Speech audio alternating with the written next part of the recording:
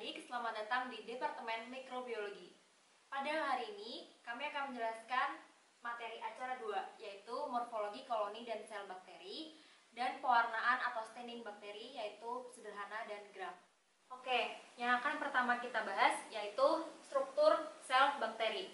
Struktur sel bakteri terdiri dari 3, yaitu dinding sel, membran plasma, dan juga sitoplasma.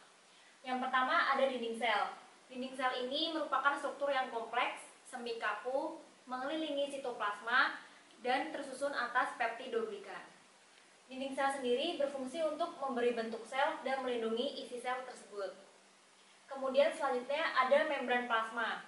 Membran plasma ini tersusun dari fosfolipid dan protein yang membentuk fosfolipid bilayer. Berfungsi sebagai membran selektif atau barrier selektif dari bakteri. Kemudian yang terakhir ada sitoplasma.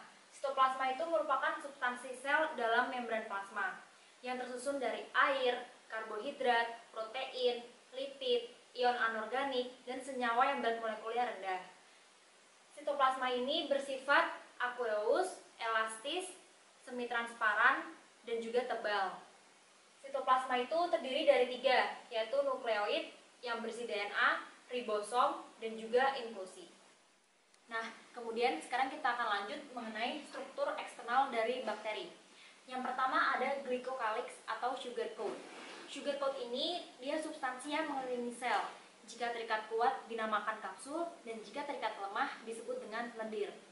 Kemudian yang selanjutnya ada flagella. Flagella ini merupakan tonjolan filamentous yang berfungsi untuk motilitas atau pergerakan dari bakteri. Dan yang terakhir ada fimbriae dan pili.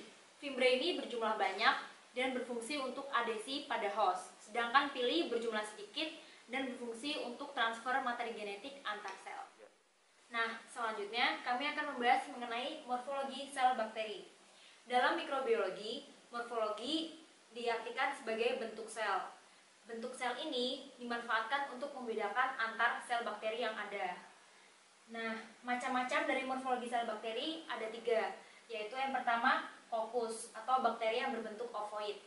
Contoh dari bakterinya yaitu Staphylococcus aureus dan Streptococcus equi.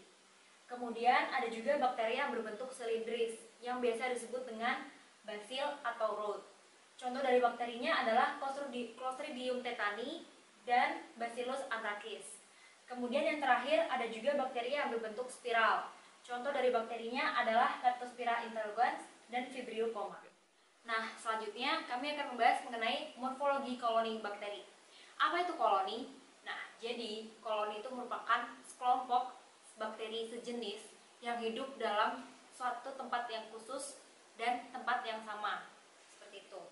Nah, koloni ini dapat dibedakan berdasarkan bentuk, ukuran, warna, tipe margin, dan karakteristik lainnya.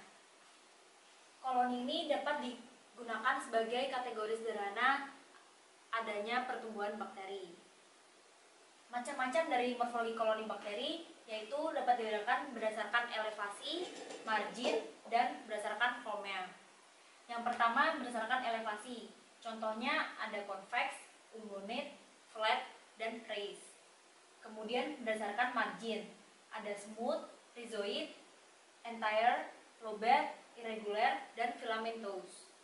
Kemudian yang terakhir berdasarkan form atau bentuknya, ada round, irregular, filamentous, dan rhizoid.